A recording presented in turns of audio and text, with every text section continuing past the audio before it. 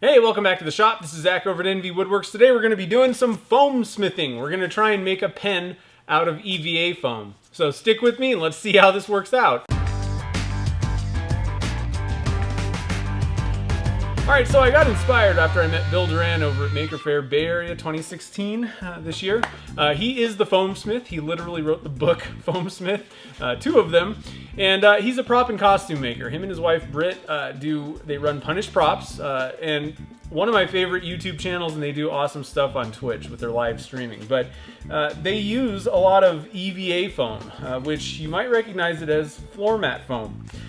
Also the craft foam. So they make stuff, you know, a lot of space guns and different types of armor and all that kind of stuff out of foam a lot of times. And they do other stuff too, but he's very good with foam, and it's a good material for props and costumes because it's very cheap, it's pretty easy to work with, it's light, and because they do a lot of cosplay conventions, you in some cases you can't walk in the door with certain props, you know, guns and things, but you know, foam, pretty safe. It's like kind of Nerf, you know. So the amazing thing is though, those guys turn a piece of foam and it looks like a gun. Like it's awesome. They do great finish work. So anyway, so I wanted to try and use that in what I do. Now the first thought that I had in my head was, let's try and resin cast it, obviously, you know, Dunkin' junk.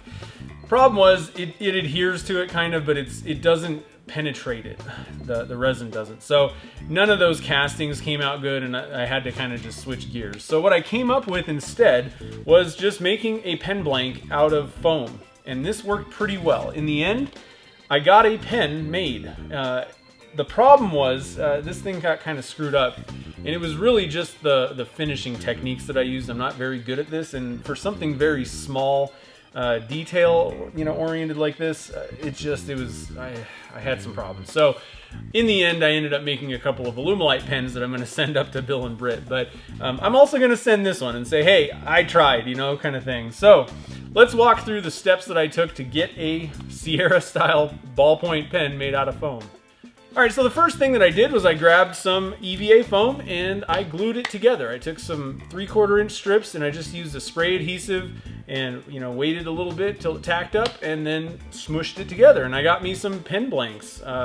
Worked out pretty good. Now, you have to get a hole in the tube, and it's not like I can just chuck it up in the drill press and drill it out. So what I came up with was I have some of the longer 3/8 inch Sierra style brass tubing, and I just heated it up with a blowtorch and punctured a hole through it, and it worked pretty good. It wasn't obviously perfect, but it worked good enough. And so after that, I just glued the tube in and then kind of tried to trim up the ends. Now the ends were a little bit soft, so what I did was I just kind of hit it with some CA glue to make it a little bit harder on those ends. That way I could really kind of square it up to the tube. Once I had it glued in and the ends were trimmed up, I just chucked it up on the lathe and took my skew chisel out and started turning this thing, and it worked pretty good. It wasn't too bad. Now I got a little bit worried at the end and just pulled out some sandpaper. That seemed to work a little bit better. And I backed the sandpaper up with some piece of plywood, just to kind of give it rigidity.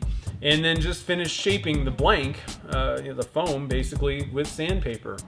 Once I had everything sanded up to about 320 grit, then it was time to do a little bit of body work. That's what I like to call it. Now there's a seam between the two pieces that I glued together, so I had to kind of fill that and smooth it out, and there's a couple of little pits and things like that, you know, defects kind of in the body, the shape of it. So what I decided to try and use, because I'd never used it before, was filler primer, spray can filler primer.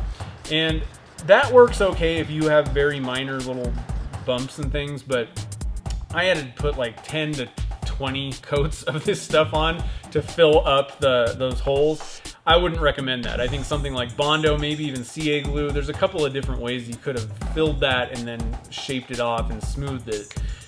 So in the end, I got it. It worked. It just took forever. Once I had those things filled up and everything was smooth, then it was just spraying on the paint.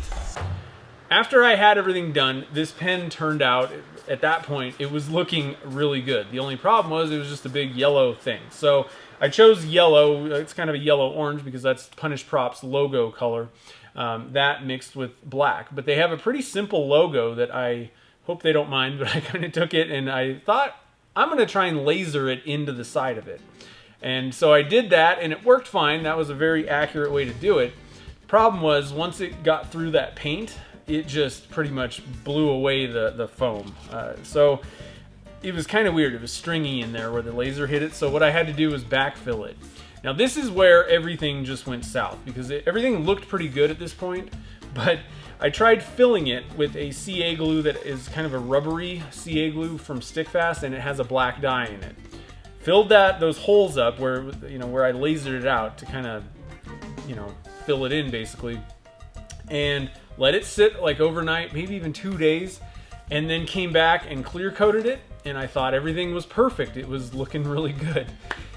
A few more days later, when I was about to assemble the pen, I picked it up and I'm moving around with the shop, getting the camera set up, and I didn't realize around that logo, it was like the clear coat was still sticky, and which means I'm guessing that the CA glue below it hadn't cured fully. It was still off-gassing, and it ruined the top coat. Now at this point, I had touched the pen all over, I got sticky stuff everywhere, and I didn't know what to do. Basically, every single thing that I tried to do to fix it made it worse, and I basically just had to sand everything off, and at that point I was kind of demolished because there was no good way to re-establish the logo. So I decided, in the interest of time, to just repaint this thing, and the paint didn't really fill in there, so I'm a little bit super disappointed that this didn't come out as good as it was looking. But like I said, in the end, I did it. It worked, and I think that if you just had a little bit better skill with the finishing, this would actually be something that you could do. It's an interesting material. Now, again, I gotta say, this stuff is way harder for pens to work with than like Alumilite.